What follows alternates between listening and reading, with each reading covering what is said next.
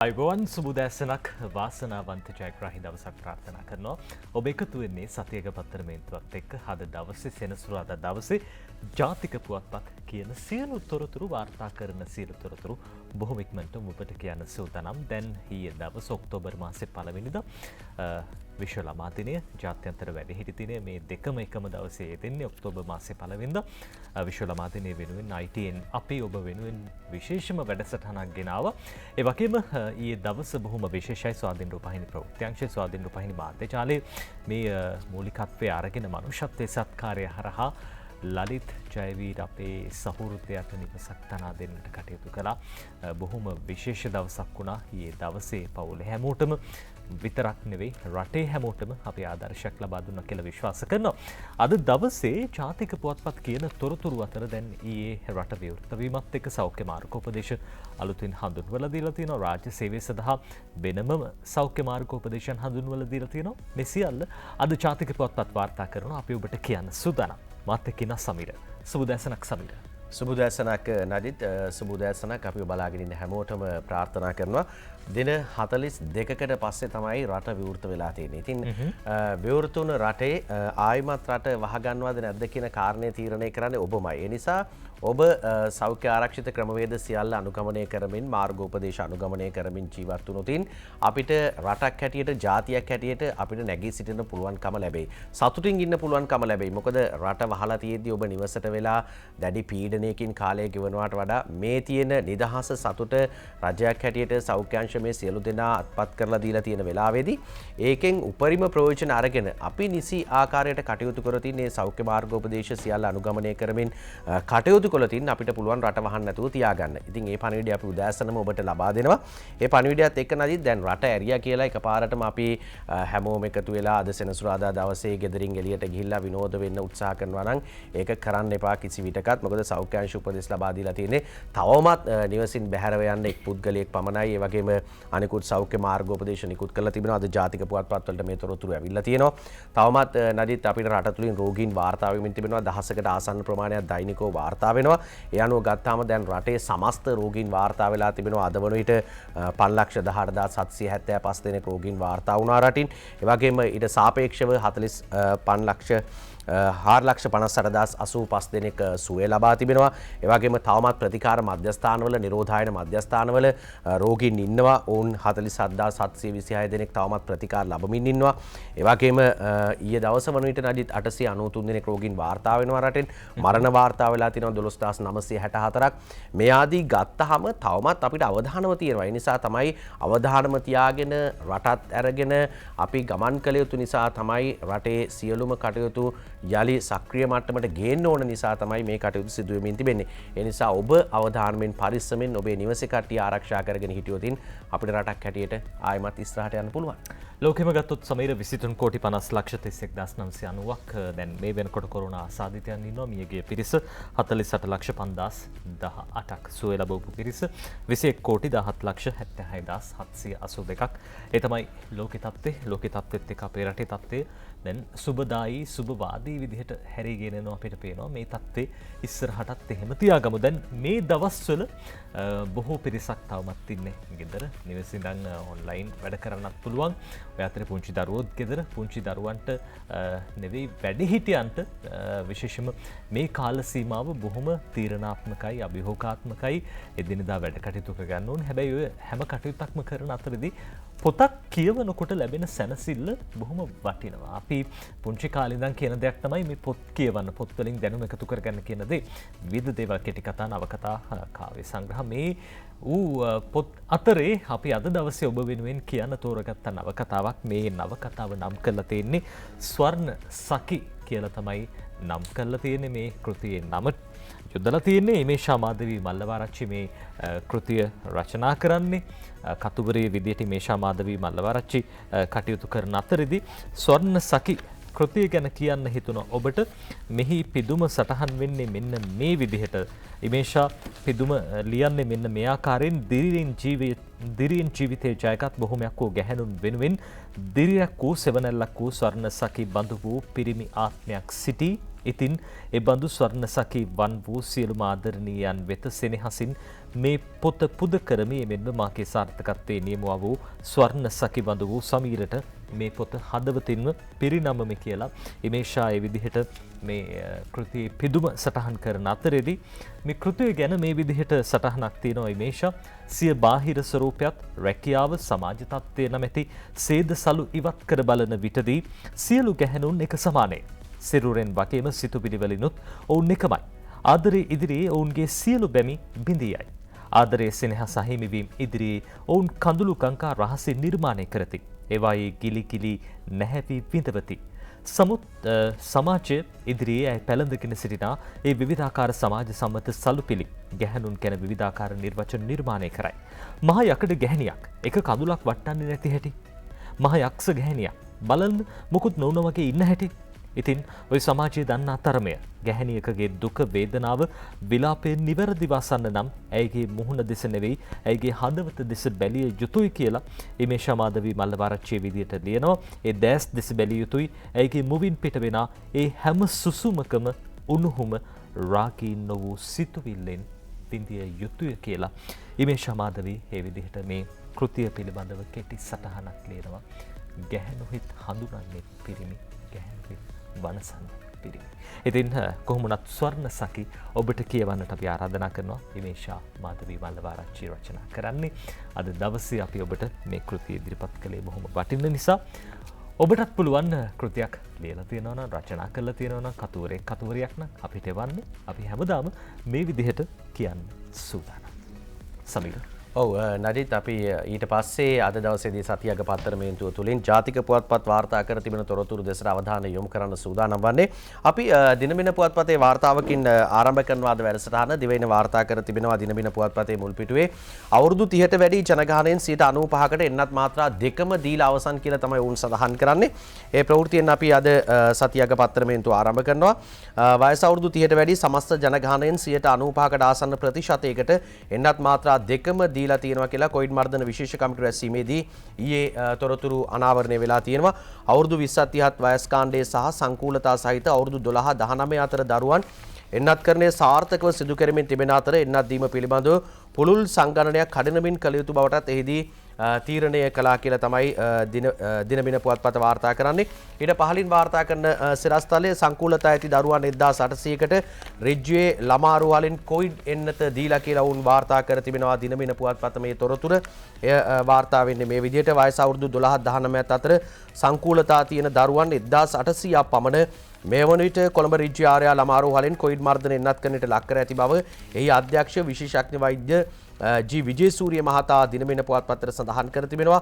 විශේෂඥ වෛද්‍යවරුන්ගේ අධීක්ෂණය යටතේ මේ එන්නත්කරණය කරන බවත් දිනකට දරුවන් 300ක් පමණ එන්නත්කරණයට ලක් කරන බවත් ඒ මහතා සඳහන් කරලා තියෙනවලු. කොවිඩ් වැළඳුණු දරුවන් මේ වන විට දිනකට රෝහලට වාර්තා වනුයේ 5ක් පමණ බවත් දරුවන් 30ක් රෝහලේ ප්‍රතිකාර ලබන බවත් වෛද්‍යවරයා විශේෂඥ වෛද්‍යවරයා සඳහන් කර තිබෙනවා.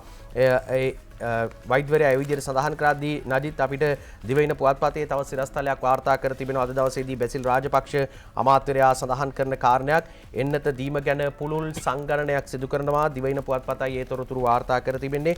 ඒ පිළිබඳවත් අද දවසේදී පුවත්පත්වල මුල් පිටුවට ඇවිල්ලා තියෙනවා. කොවිඩ් මර්ධන එන්නත් ලබා දීම පිළිබඳව පුළුල් සංගණනයක් කඩිනමින් සිදු කිරීමට කොවිඩ් මර්ධන විශේෂ කමිටුව ඊයේ තීරණය කළා කියලා තමයි සඳහන් කරන්නේ. මෙම රැස්වීම ඊයේ පෙරවරුවේ මුදල් අමාත්‍ය බැසිල් රාජපක්ෂ මහතාගේ ප්‍රධානත්වයෙන් වීඩියෝ තාක්ෂණය ඔස්සේ තමයි පවත්වා තිබෙන්නේ. රට විවෘත කිරීමත් සමග සෞඛ්‍ය මාර්ගෝපදේශ ක්‍රියාත්මක වන්නේ දැයි ඒ අංශ දැඩිව විමර්ශනය කළ යුතු බව කොවිඩ් මර්ධන විශේෂ කමිටුව පෙන්වා දීලා තියෙනවා. නිරෝධායන ඇඳිලි නීති ඉවත් කිරීමෙන් පස්සේ ජනතාව ඒකරාශී වීම සිදු වෙනවා. ඒ සමග කොවිඩ් වසංගතය පැතිර යාමේ අවධානම යලි මතු නොවීමට නිකුත් කර ඇති සෞඛ්‍ය මාර්ගෝපදේශ කෙරෙහි සැලකිලිමත් වීම අත්‍යවශ්‍ය බව සෞඛ්‍ය අංශ අවධාරණය කරලා තිබෙනවා. මේ බැසිල් රාජපක්ෂ මුදල් අමාත්‍යවරයා සමග පැවති සාකච්ඡාවේදී තමයි මේ තීරණ වලට ඇවිල්ලා තියෙන්නේ. මේ සෑම තැනකම සඳහන් කරන්නේ කොවිඩ් මේ නිරෝධායන ඇඳිලි නීති ඉවත් කළත් රට කොහොමද ගමන් කළ යුත්තේ මේ සෞඛ්‍ය මාර්ගෝපදේශ ක්‍රියාත්මක කරනවාද? දැන් අපි වෙළඳසැලකට ගියාට පස්සේ නදිත් අපි පසුගිය කාලේ මුල් කාල වකවානුවේදී දැක්කා ඒ සියලු සෞඛ්‍ය ආරක්ෂිත ක්‍රමවේද තියලා තියෙනවා. ඒ විදිහට සබන් යොදා දෑත් සෝදගෙන ඇතුළට යන්න ආයෙ එළියට එද්දී මේ සියලු කාරණා තිබුණා. දැන් අදින් පස්සෙත් මේ සියල්ල ඒ විදිහටම තියෙන්න ඕනේ කියලා තමයි මේ කියන්නේ. කියන්නේ. පහුගිය කාලේ අපි දැක්ක දැන් ටික කාලයක් රට වහලා තිබ්බ හින්දා විශේෂයෙන්ම දැන් එළියේ සමහර වෙලාවට අත් හොදාන ටැප් එකක් හයි කරලා තියෙනවා. මේ ටැප් එකෙන් දැන් වතුර එන්නේ නැහැ. අර වෙන්දට තිබ්බ සබන් කෑල්ල සැනිටයිසර් බෝතලේ නැත්තම් ඒ අත් හොදන ද්‍රාවණ දැන් නැහැ. හැබැයි දැන් යාවත් කාලීන කරන්න ඕනේ, අප්ඩේට් වෙන්න ඕනේ. ඒ දේවල් නැවත පාවිච්චි කරන්න පෙළඹෙන්න ඕනේ. නැත්තම් කොරෝනාව පාලනය කරන්න මර්ධනය කරන්න හැකියාවක් නැහැ. ඒ කොහොමුණත් අද ලංකාදීපේ ප්‍රධාන සිරස්තලය අපි තෝරගන්නවා රජයේ කාර්යාලවලට අලුත් නීති කියලා. අද ප්‍රධාන සිරස්තලය විදිහට ලියවෙන්නේ රජයේ කාර්යාලවලට අලුත් නීති මාලාවක්. එන්නත් කාඩ් එක ඕනේ, අත්‍යවශ්‍ය සේවකයන් විතරයි, රැස්වීම් වලදී තේපැන් බැහැ කියලා අද ලංකාදීපය විදිහට කියනවා සුජිත් හේවාචුලිගේ ලියන්නේ. රාජ්‍ය ආයතන බිඳ වැටීමකින් තොරව පවත්වාගෙන යාම සඳහා ප්‍රමාණවත් අත්‍යවශ්‍ය සේවක පිරිස් වමනක් හැදවීමට කටයුතු කරන්නයි රාජ්‍ය සේවා පළාත් සභා හා පළාත් පාලන අමාත්‍යාංශයේ ලේකම් ජේ.ජේ. රත්නසිරි මහතා, සියලු අමාත්‍යාංශ ලේකම්වරුන්, රාජ්‍ය අමාත්‍යාංශ ලේකම්වරුන්, දෙපාර්තමේන්තු ප්‍රධානීන්, දිස්ත්‍රික් ලේකම්වරුන් ඇතුළු රාජ්‍යාංශයේ ප්‍රධානීන්ට චක්‍රලේඛයක් නිකුත් කළ තියෙනවා. ඔය අතරදී සේවකයන් අවශ්‍යතානු ආයතන වලට කැදවීම බලය අමාත්‍යාංශ ලේකම්වරුන්ට, දෙපාර්තමේන්තු ප්‍රධානීන්ට සහ ආයතන ප්‍රධානීන්ට පවරන බව එම චක්‍රලේඛයේ සඳහන් වෙනවා. රාජ්‍ය සේවා පළාත් සභා හා පළාත් පාලන අමාත්‍යාංශ ලේකම්වරයා මේ චක්‍රලේඛය නිකුත් කරන ලැබී ඊයේ දවසේදී. කෙසේ වෙතත් නිල වාහන හිමි හෝ ප්‍රවාහන දීමනා ලබා ගන්නා හෝ සංචිත වාහන මගින් ප්‍රවාහන පහසුකම් ලබා දෙන ලබන මාණ්ඩලික හෝ මාණ්ඩලික නිලධාරීන් සඳහා ඉහත විධිවිධාන අදාළ නොවන බවත් එම නිලධාරීන් සාමාන්‍ය පරිදි රාජකාරී වලට වාර්තා කළ යුතු බවත් එහි සඳහන් වෙනවා. රාජ්‍ය ආයතන වල අනිකුත් නිලධාරීන් මාර්ගගත ක්‍රමයේ ඔස්සේ රාජකාරී කටයුතු වලට යොදාගත යුතු වෙනවා. ගැබිණි නිලධාරිනියන්, කිරිදෙන මව්වරුන්, විශේෂ රෝගාබාධ වලින් පෙළෙන නිලධාරීන් සේවයට නොකැඳවිය යුතු වන අතර අවශ්‍ය අවස්ථාවලදී පමණක් ඔවුන් කැඳවීමට අවස්ථාව තියෙනවා කියලා අද ලංකාදීපේ කියනවා. ඒ අතරදී සේවකයන් සඳහා හැකි සෑම අවස්ථාවකදීම සංචිත වාහන මගින් ප්‍රවාහන පහසුකම් తాවකාලිකව සපයා දිය යුතු බවත්, කොරෝනා මර්ධන එන්නත් ලබා නොගත් නිලධාරීන් සිටින්නේ නම් එන්නත් ලබා ගැනීමට දිරිගැන්වීම් කළ යුතු බවත් රාජ්‍ය පරිපාලන අමාත්‍යාංශයේ ලේකම්වරයා එම චක්‍රලේඛය මගින් වැඩි දුරටත් දැනුම් දීලා තියෙනවා කියලා අද ලංකාදීප පුවත්පත ওই විදිහට සඳහන් කරනවා මේ චක්‍රලේඛය පිළිබඳව. අද ඩේලි මිරර් ප්‍රධාන සිරස්තලයත් මේ චක්‍රලේඛය පිළිබඳවමයි. health guidelines to be enforced strictly. මේ තදින් මේ සෞඛ්‍ය මාර්ගෝපදේශයන් බලාත්මක කළ තියෙනවා, ඒවා ක්‍රියාත්මක වෙනවා.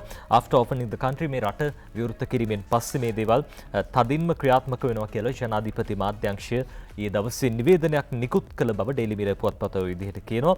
වයස අවුරුදු 20 37 අතර පිරිස් දැන් එන්නත්කරණය සිද්ධ කෙරෙමින් තියෙනවා. ඒ අතරදී අවුරුදු 12 19 අතර විශේෂම නිදන්ගත රෝග සංකූලතා තියෙන මේ පිරිස් වෙනුවෙන් එන්නත් ලබා දීම සිද්ධ කෙරෙනවා. දැන් මේ වෙනකොට වයස අවුරුදු 30ට වැඩි 95කට මාත්‍රා දෙකම එන්නත්කරණය සිද්ධ කරලා තියෙනවා කියලා අද ඩේලි මිරර් පුවත්පත ওই විදිහට තොරතුරු සඳහන් කරමින් කියනවා. ඔව් නදිත් අපි ඊළඟට දිනමින වාර්තා කරනවා ඒ කාරණේ මේ විදිහට ජනතාව සෞඛ්‍ය උපදෙස් පිළිපදිනවාදයි දැඩිව විමර්ශනය කළ යුතුයි කියලා තමයි දිනමින පුවත්පත කියන්නේ. සෞඛ්‍යාංශ මේ කතාව කියන්නේ අවධාරණය කරනවා කියලා නුවන් කොඩිකාර ලියන වාර්තාව දිනමින පුවත්පතට. නිරෝධායන ඇදිරි නීති ඉවත් කර රට විවෘත කිරීමත් සමග ජනේක රාශී වීම වන හේයින් එහිදී සෞඛ්‍ය මාර්ගෝපදේශ ක්‍රියාත්මක වන්නේ දැයි ඒ අංශ දැඩිව විමර්ශනය කළ යුතු බව කොවිඩ් මර්ධන විශේෂ කමිටු රැස්වීමේදී සෞඛ්‍යාංශයේ අවධාරණය කළා කියලා තමයි සඳහන් කරන්නේ. කොවිඩ් වසංගතයේ පැතිර යාමේ අවධානම යලි මතු නොවීමට නිකුත් කර ඇති සෞඛ්‍ය මාර්ගෝපදේශ කෙරෙහි සැලකිලිමත් වීම අත්‍යවශ්‍ය බවත් සෞඛ්‍යාංශ ප්‍රධානී වූ සඳහන් කරනවා. මුදල් අමාත්‍ය බැසිල් රාජපක්ෂ මහතාගේ ප්‍රධානත්වයෙන් වීඩියෝ තාක්ෂණයේ ඔස්සේ පැවති කොවිඩ් මර්ධන විශේෂ කමිටු රැස්වීම අවස්ථාවේදී ඔවුන් මේ බව සඳහන් කළා කියලා තමයි තොරතුරු වාර්තා කර තිබෙන්නේ. ඒ නිසා සෞඛ්‍යාංශ ලබා දීලා තියෙන උපදෙස් දැඩිව පිළිපදින්න කියලා තමයි ඔවුන් ඉල්ලීමක් කරන්නේ. ඒ වගේම මේ ක්‍රියාමාර්ග ගැනීම ඔබ සතු වගකීමක් බවට පත් වෙලා තිබෙනවා. නදිද ඊයේ වෙනකොටම කණ්ඩායමක් අනුරාධපුරේ යන්න, ට්‍රිප් යන්න, වෙනත් විනෝද චාරිකා ගමන් කරන්න මේ ආදී පෙළ ගැහිමින් ඉන්නවා. කණ්ඩායම් ලෑස්ති වෙනවා. තවමත් ඊට අවස්ථාව ලැබිලා නැහැ. පළාත් සංචරණ සීමා තවමත් පැවැත්වෙනවා. දැන් පළාත් සංචරණ පසු කරමින් යන්න ආපු බස් රථ ඒ වගේම වෙනත් වාහන ත්‍රිරෝද රථ මේ සියල්ල මේ දවසේදී හරවා ඇරියා. ඒ නිසා තවමත් එහෙම නීති රීති ලිහිල් කළාට රට විවෘත කළාට ඔබට තවමත් පළාත් සංචරණය කරන්න විවිධ ගමන් බිමන් යන්න ට්‍රිප් යන්න තාම හදලා දීලා නැහැ. ඉතින් මේ අවස්ථාව උදා කරගන්න පුළුවන්කම තිබෙන්නේ ඔබටයි. ඒ නිසා තමයි අපි අද උදෑසනත් නදිත් අපි කිව්වේ මේ සෞඛ්‍ය මාර්ගෝපදේශ කටයුතුත් එක්ක ඔබ හිටියොතින් මේ ට්‍රිප් යන්න විනෝද ගමන් යන්න මේ ඔබට ඕන දෙයක් කරන්න පුළුවන්කම ලැබෙයි. පැහැදිලිවම අනිවාර්යෙන්ම දැන් මේ අපේ සංවරකම බොහොම වටිනවා. ඒ සංවර වීම ඉදිරියටත් තියාගන්න කොරෝනා මර්ධනය කරන්න මේක බොහොම වැදගත්. ඔය අතරේ සමීර සඳහන් කළා මේ අපේ දේශීය සංචාරකයෝ ගැන. ඔය අතරේදී අපි දන්නවා විදේශ රටවලින් සංචාරකයෝ දැන් පැමිණෙනවා. අද ලංකාදීප පුවත්පතේ උපප්‍රධාන සිරස්තලය වෙන්නේ මේ කාරණාවට දැන් විශේෂඥ වෛද්‍යවරු අනතුරු අඟවලා තියෙනවා. ඔය අතරේ චෝදනාත්මක ස්වරූපෙනුත් කරුණු ඉදිරිපත් වෙනවා. අද ලංකාදීපේ කියනවා සංචාරක PCR අත්හිටුවීමෙන් කොරෝනා අවදානමක් කියලා විශේෂඥ වෛද්‍යවරු අනතුරු අඟවලා තියෙනවා. රංජන් කස්තුරි ඒ ගැන ලියන්නේ විදේශ සංචාරකයන් PCR පරීක්ෂණ වලට ලක් නොකර රටට නිදහස් කිරීමේ සෞඛ්‍ය අමාත්‍යාංශ තීරණය දැඩි ලෙස හෙලා දකින බව විශේෂඥ වෛද්‍යවරුන්ගේ සංගමය සඳහන් කරනවා. මෙරටට පැමිණෙන විදේශ සංචාරකයන් PCR පරීක්ෂණ වලට ලක් නොකිරීමෙන් භයානක ප්‍රතිඵල ඇති විය හැකි බවද විශේෂඥ වෛද්‍යවරුන්ගේ සංගමයේ සභාපති විශේෂඥ වෛද්‍ය ලක්කුමාර් ප්‍රනාන්දු මහත්මයා කියලා තියෙනවා. ව්‍යාජ ලෙස සැකසූ PCR පරීක්ෂණ වාර්තා මෙන්ම ව්‍යාජයෙන් නත් කරන වාර්තාද ශ්‍රී ලංකාවෙන් මෙන්ම වෙනත් රටවලින්ද වාර්තා වූ බව ලක්කුමාර් ප්‍රනාන්දු මහත්මයා කියලා තියෙනවා. කටුනායක ගුවන්තොටුපළ පරිසරයේ විශාල වියදමක් දරා රසායනාකාරයක් ඉදිකළ නමුත් සෞඛ්‍ය අමාත්‍යාංශයේ හදිසි තීරණ නිසා ඒ වසා දමා ඇති බවද ඔහු ප්‍රකාශ කළා. සංචාරකයන් මාර්ගයෙන් විවිධ කොරෝනා ප්‍රභේද රට තුළට ඇතුළු විය හැකි බව එමකින් කොරෝනා පාලනය අතින් රට ලබා ඇති ප්‍රගතිය මුළුමනින්ම ගිලිහී යන බවද ලක්කුමාර් ප්‍රනාන්දු මහත්තයා සඳහන් කළා. සෞඛ්‍ය අමාත්‍යාංශයේ රටම පුදුමයට පත් කරමින් අදිසි හස්තයක් කරහා කලින් තිබූ මාර්ගෝපදේශමාලා වෙනස් කර ඇතැයිද ලක්කුමාර් ප්‍රනාන්දු මහත්මයා වැඩිදුරටත් කිව්වා කියලා අද ලංකාදීපේ කියනවා. එතුමා කියන විදිහට දැන් කොරෝනාව සාර්ථකව පාලනය කළා මර්ධනය කළා තියෙන සමීර. හැබැයි සෞඛ්‍ය අමාත්‍යාංශෙම ඇතැම් නිලධාරීන් ගන්න තීන්දුව తీරන හින්දා මේ කරපු පාලනය ගෙලිහි යයිද කියන කාරණාව තමයි එතුමා මතු කරන්නේ. මේ බලධාරීන්ගේ නිලධාරීන්ගේ අවධානය පිණිස විශේෂඥ වෛද්‍යවරු ඒ දේවල් කියන්නේ. දැන් බොහෝ මුදලක් වියදම් කළ කටුනායක අපි දැක්ක PCR පරීක්ෂණ මධ්‍යස්ථානයක් ඉදි කරනවා. ඉතින් දැන් පහුගිය දවස්වල වැඩ ආරම්භ කරනවා කියලා තිබ්බා. කොහොමුණත් මෙතුමා කියන විදිහට තවමත් මේක වහලා තියෙන්නේ කියලා වගේ කාරණාවක් තමයි සඳහන් වෙන්නේ. ඒ කොහොමුණත් වහලා තියෙනවා නම් ඉක්මනට විවෘත කරන්න, විවෘත කළා තියෙනවා නම් කාර්යක්ෂමව ඒ දේවල් සිද්ධ කරන්න කියන කාරණාව තමයි අපි මතක් කරන්නේ. දැන් පිට රටින් නම් පැමිණෙන පිරිස් වල ඒ සංචාරකයන්ගේ PCR පරීක්ෂණ සිද්ධ කළ යුතුයි. නැත්නම් මේ අපි හැමදිනෙකම දන්න කාරණාව පොදු සතුර කොරෝනා තියෙන්නේ කොතනද ඉන්නේ කොතනද කියලා අපි දන්නේ නැහැ.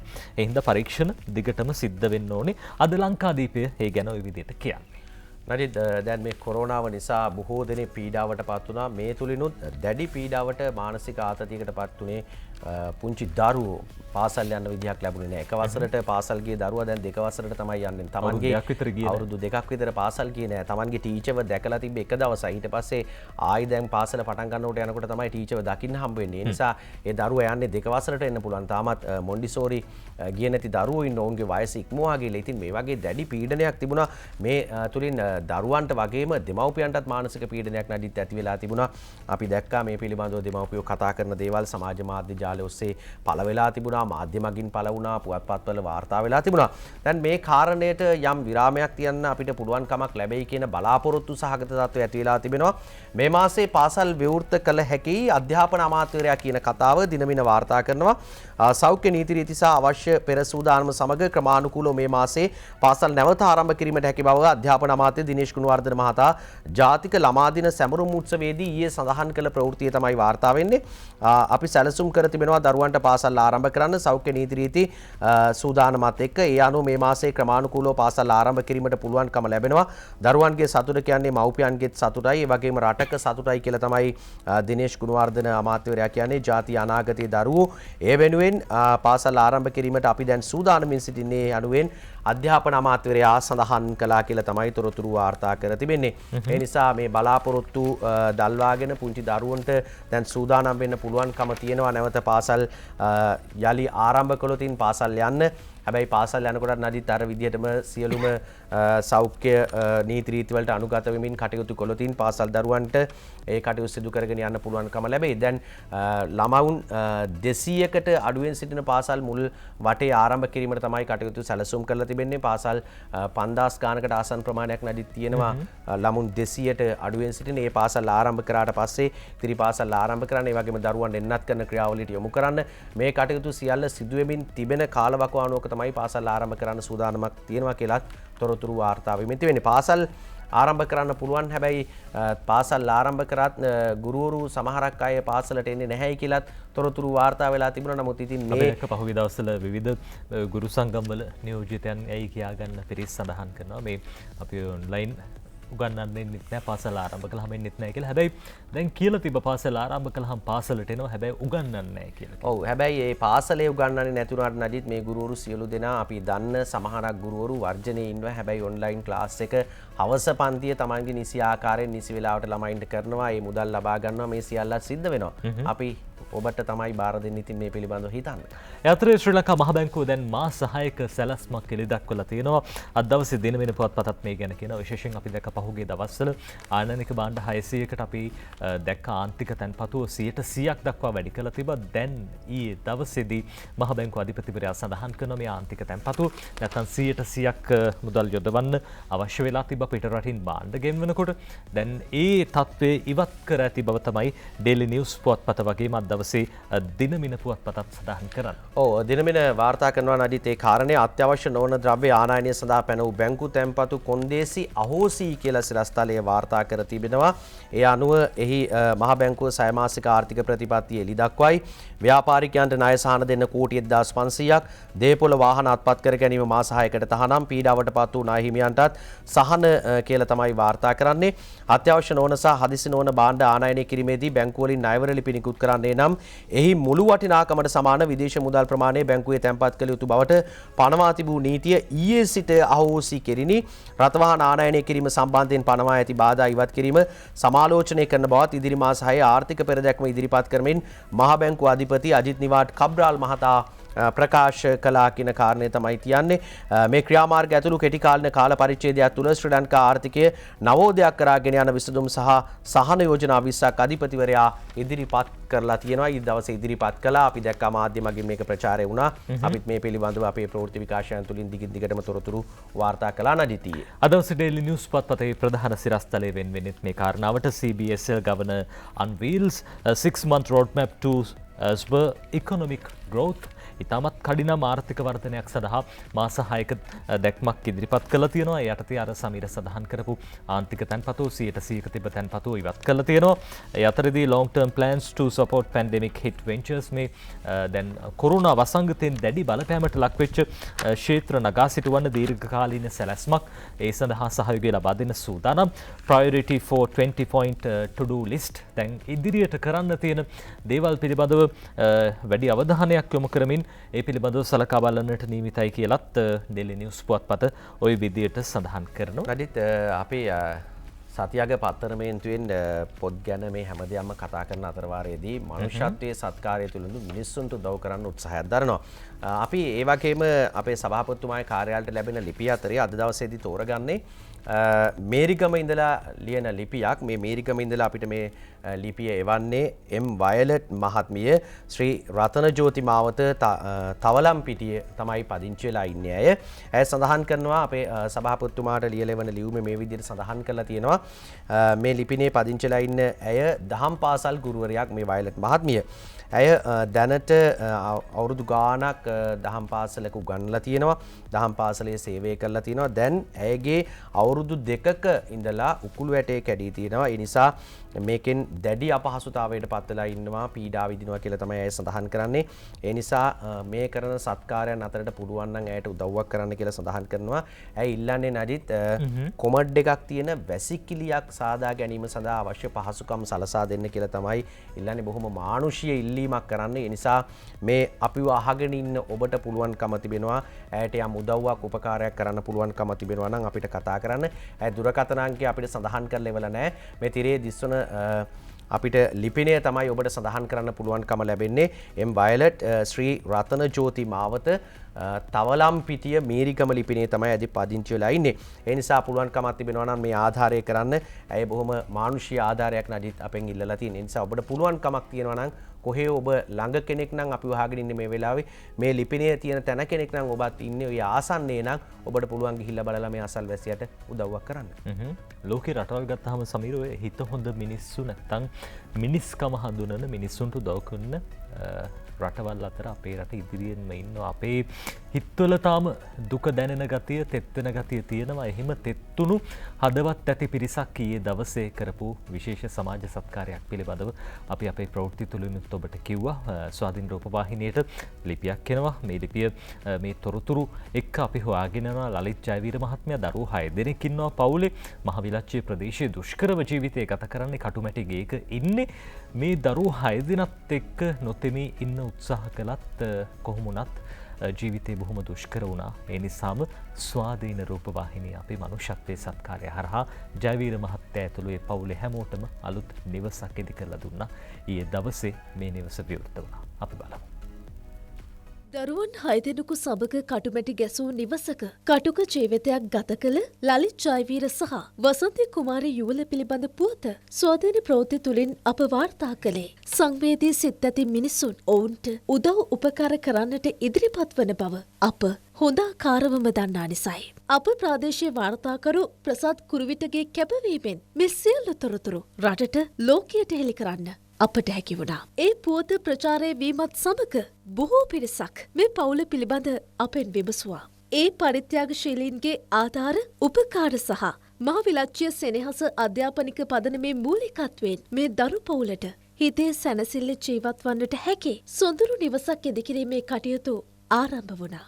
දින 90ක් වැනි කෙටි කාලයක් තුළ රුපියල් ලක්ෂ 22ක වටිනාකමකින් යුත් නිවසක් ඉදිකරන්නට තරම් ශක්තියක් අපේ ආදරණීය ප්‍රේක්ෂක ජනතාව එක්කලා හිල්වුණු ටකරන් වහලෙන් ආසදියා බලාගෙන හෙට දවසක් වෙනුවෙන් සිහින දුටු මේ දරුපවුල වෙනුවෙන් ඉදිවුණු නිවස ලෝක ළමා දිනය දවසේ ඔවුන්ට පරිත්‍යාග කරන්නට අපට හැකි වුණා. ඒ නියෝජ්‍ය සම්මානාධිකාරී ප්‍රවෘත්ති හා කාලීන සිදුවීම් සුධර්මන් රදලියගොඩ මහතාගේ ප්‍රධානත්වයෙන් මම හිතන්නේ මේ බෝඩ් වල තියෙනවා දකින්න දෙයක් තමයි ඔබේ පවුලේ නාලිකාව. අපි අපේ තේමාව හැටියට අරන් තියෙන්නේත් පවුලේ නාලිකාව කියලා. මම හිතන්නේ මේක පවුලේ නාලිකාව විදිහටම තමයි අපි ඔබ සෑම දෙනාගේම නාලිකාව හැටියට තමයි අපි ස්වාධීන රූපවාහිනිය පවත්වාගෙන යන්නේ. මේ ගෙදර පුංචිද ලොකුද තනි තට්ටුවේද තට්ටු දෙකද රූප් টොප් එකක් තියනවාද? ඒ කිසි දෙයක් නෙමෙයි වටින්නේ. මේ ගෙදරට දාලා තියෙන නමම වටිනවා අපේ හැමතුරු. සෙනෙහස කියන නම කොච්චර වටින දෙයක්ද? අද අපිට නැති වෙලා තියෙන්නෙත් ඒක. අපේ පවුල් අතර අපේ දරුවන් අතර අපිට නැති වෙලා තියෙන්නෙත් අපේ හැමතුරුන් නැති වෙගෙන යන්නෙත් මේ සෙනෙහස කියන එක. මේ ගෙදරට පය තිබ්බට පස්සේ ඒ අහපු ආරංචියත් එක්ක මේ සෙනෙහස මේ පවුල වෙනුවෙන් තියෙන සෙනෙහස තවත් වැඩි වුණා. මේ දරුවන් 6 දෙනෙක් මේ ජාතියට දායාද කළා කියන එකත් අපේ හැමතුරුනේ ලොකු දෙයක්. අන්න ඒ දායාද කළ ඒ පවුල රැකගන්න තවත් පිරිසක් එකතු වෙලා මෙහෙම නිවසක් හදලා දුන්නා කියන එකත් ඒක මහා පුණ්‍ය කර්මයක්. මේ නිවස හදන්න රූපවාහිනියේ මහගෙදර හැටියට හඳුන්වන ස්වාධීන රූපවාහිනිය අපිට යම් දායකත්වයක් වෙන්න ලැබීමත් මං හිතන්නේ අපි හරි වාසනාවන්තයි. රුපියල් ලක්ෂ 2ක පමණ වටිනාකමින් යුත් ගෘහ භාණ්ඩ මෙම නිවසට පරිත්‍යාග කිරීමටද හැකි වුණා. දෙස් විදෙස් පරිත්‍යාගශීලීන් මෙන්ම ලංකා බැංකුවද ඒ සඳහා මූල්‍යාධාර ලබා දුන්නා. මහවිලච්චේ අධ්‍යාපන කොට්ටාසේ මෙවර අපොස සාමාන්‍ය පෙළ විභාගයෙන් විශිෂ්ට සාමාර්ථ ලබාගත් ශිෂ්‍ය ශිෂ්‍යාවන් 14 දෙනෙකු සඳහා ශිෂ්‍යත්ව ප්‍රදානයද මෙහිදී සිදු කෙරුණා. මෙම ශිෂ්‍ය ශිෂ්‍යාවන් අපොස උසස් පෙළ විභාගයේ සමත් වී විශ්වවිද්‍යාල අධ්‍යාපනය ලැබීමට සුසුකම් ලබාගත හොත් එම අධ්‍යාපනයේ නිමවන තුරුම ශිෂ්‍යත්වය මගින් මූල්‍යාධාර හිමි වනවා. ඉතාලියේ මිලානෝ නුවර සුදර්ශන කලායතනයේ අධ්‍යාපනයේ හදාරන සිසුවන්ගේ දෙමව්පියන් මෙම ශිෂ්‍යත්වය සඳහා අනුග්‍රහය ලබා දුන්නා. මේ කාර්යයට සහය දුන්න ස්වාධීන රූපවාහිනී සේවය ඉතින් මට කියන්න තියෙන්නේ හරිම සතුටුයි. ඔබ කළ කැපවීම සදා අමරණීයයි. ගොයිතන් තමා මහරි මහත්තයා දෙන්නම කුලී වැඩ තමා කරලා දරුවෝ දෙන්නගේ අධ්‍යාපනය කරේ. ලොකු දුව උසස් පෙළ කරනවා, දෙවෙනි දුව සාමාන්‍ය බල කරනවා. ගොඩක් දුස්තර මැද්දේ තමා දෙන්නට උගන්වන්නේ. හැම එක්කෙනාම උදව් කරා. IT එන්ඩින් සෑම දෙනාම උදව් කරා. ගොඩක් ස්තුතිවන්ත වෙනවා, පින් සිද්ධ වෙනවා. අද වගේ දවසක අපිට නිවාසයක් සාදා දීම පිළිබඳ ස්වාධීන රූපවාහිනී ආයතනයටත් මහවිලච්චේ සෙනෙහස අධ්‍යාපන පදමේ සියලු දෙනාටත් බෙහෙවින්ම ස්තුතිවන්ත වෙනවා. අම්මලා තාත්තලාට කුලී වැඩ කරලා ගයක් හදන්න කියලා දැන් සිහිනයක් නෑ එහෙම. අපිට උගන්වන්න විතරක් සිහිනයක් දැන් තියෙනවා. මහවිලච්චිය සීවලී ආදර්ශ ප්‍රාථමික විද්‍යාලයේ 3 වන වසරේ ඉගෙනුම ලබන ශේෂා සර්ණමාලි ශිෂ්‍යාව ඉදිරිපත් කළ ගීත ගායනය මෙහිදී සියලු දෙනාගේ විශේෂ අවධානයට යොමු වුණා.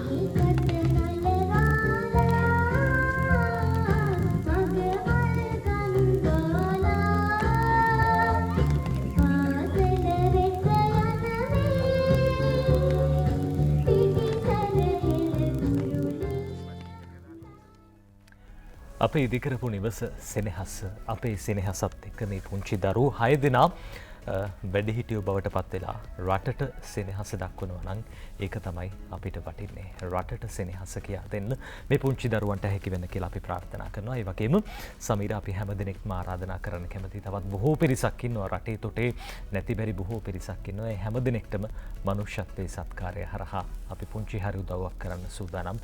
ඒ ගැන ආයි දෙකක් හිතන්න එපා. අපි ඔබට උදව් කරනවා අනිවාර්යයි. මනුෂ්‍යත්වයේ සත්කාරයෙන් ඒ උදව් ලැබෙනවා. අද දවසේ ජාතික පුවත්පත්වල තොරතුරු අපි කතා කරමින් හිටියේ ශ්‍රී ලංකා මහ බැංකුවේ ඒ දවසේ මාස 6ක සංවර්ධන සැලැස්මේදී දැක්වුවා. ඒ අතරදී ලෝක බැංකුවෙනුත් අපේ රටට ඩොලර් මිලියන 500ක ආධාර ලැබුණා කියලා අද දවසේ ජාතික පුවත්පත් වාර්තා කරනවා. ඔව් නජිත් දිනමිනයි ඒ පිළිබඳව තොරතුරු වාර්තා කරලා තියෙන්නේ අද දවසේදී ග්‍රාමීය සංවර්ධනයට ලෝක බැංකුවෙන් කෝටි දසදහසක් කියලා තමයි සඳහන් කර තිබෙන්නේ. ග්‍රාමීය මාර්ග පද්ධතිය සහ ඒ ආශ්‍රිත කෘෂිකාර්මික සේවා සංවර්ධනය වෙනුවෙන් රුපියල් කෝටි දහසක ඇමරිකානු ඩොලර් මිලියන 500ක ණය ආධාරය ශ්‍රී ලංකාවට දීම සඳහා ලෝක බැංකුව අනුමැතිය හිමිව තිබෙනවා. කෝටි 10,000ක් ලබා දෙන්න තමයි අනුමැතිය ලබා දීලා තියෙන්නේ. ග්‍රාමීය සංවර්ධනයට මේ කටයුතු යොදවනවා කියලා සඳහන් කරනවා. වැඩිදුර වාර්තාවේ සඳහන් වෙන්නේ මේ විදිහට ශ්‍රී ලංකාවේ කෘෂිකාර්මික සැපයුම් දාමෙන් එකිනෙකට සම්බන්ධ කිරීම සඳහා ආරක්ෂාකාරී දේශගුණික බලපෑම් වලට ඔරොත්තු දෙන මාර්ග පද්ධතිය සැකසීම සඳහා වූ අන්තර්ගතිකව සම්බන්ධිත සංවර්ධන ව්‍යාපෘතිය යටතේ එම ණය මුදල් අනුමත කරලා තියෙනවලු. තෝරාගත් දිස්ත්‍රික්ක කිහිපයකම මේ ව්‍යාපෘතිය ක්‍රියාත්මක කරන අතර ඒ අනුව ඒ දිස්ත්‍රික්කයන්හි වෙසෙන ලක්ෂ 160ක පමණ ජනතාවකට එමගින් සෙත සැලසෙන බව ලෝක බැංකුව පෙන්වා දීලා තියෙනවා.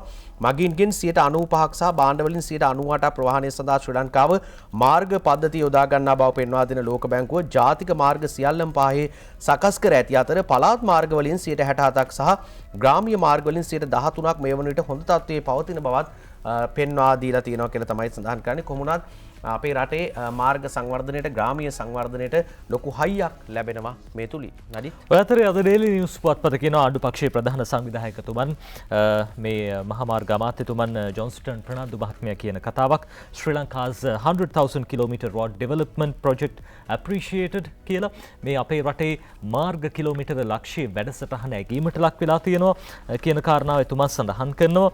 දැන් මේ වෙනකොට ලෝක බැංකුව ඒ පිළිබඳව ඇගීමකින් කටයුතු කරනවා. විශේෂයෙන්ම ශ්‍රී ලංකාවට ප්‍රසාදය පළ කරලා තියෙන ගෝඨාභය රාජපක්ෂ ජනාධිපතිතුමන්ගේ මැදිහත් වීමෙන් සිද්ධ කරන මේ මාර්ග සංවර්ධන වැඩසටහන පිළිබඳව ඉතාමත් සුබවාදී අදහස් ලෝක බැංකුව දරනවා. ඒ නිසාම තමයි ග්‍රාමීය සංවර්ධනය වෙනුවෙන් සමීර සඳහන් කරපු ඩොලර් මිලියන 500ක මුදල් ලබා දුන්නේ කියලා මහා මාර්ග අමාත්‍යතුමන් සඳහන් කරන පුවත අද ඩේලි නිවුස් පුවත්පත ওই විදිහට සඳහන් කරනවා. ඔව් රජිත් අපි ඊළඟට එහා සමානම තවත් ප්‍රවෘත්තියක් අපිට වාර්තා වෙනවා. උද්දමනය 5.7කින් පහළ ගිහිල්ලා කියලා තමයි දිනමින පුවත්පත තොරතුරු වාර්තා කරලා තිබෙන්නේ.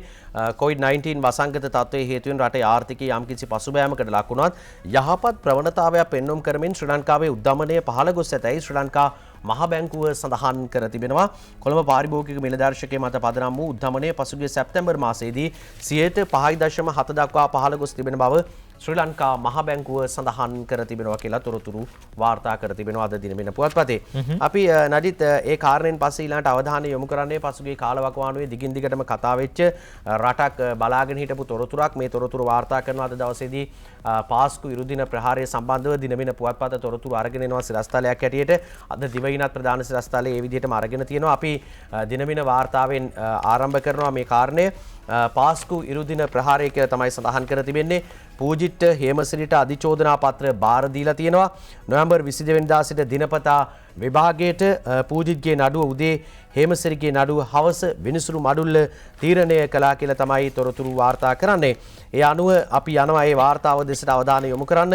පාස්කු ඉරුදින ත්‍රස්ත ප්‍රහාරය පිළිබඳ බුද්ධි තොරතුරු ලැබී තිබියදී ඒ වළක්වා ගැනීමට අපොහොසත් වී යයි හිටපු පොලිස්පති පූජිත් ජයසුන්දර සහ හිටපු ආරක්ෂක ලේකම් හේමසිරි ප්‍රනාන්දුට එරෙහිව පැවරු නඩු දෙකේ අධිචෝදනා පත්‍ර විත්තිකරුවන්ට බාර දුන් කොළඹ මහාධිකරණ ත්‍රිපුද්ගල විනිසුරු මඩුල්ල නඩු දෙක නොවැම්බර් 22 වෙනිදා සිට දිනපතා විභාග කිරීමට ඊයේ දින නියම කළේය කියලා තමයි තොරතුරු වාර්තා කර තිබෙන්නේ.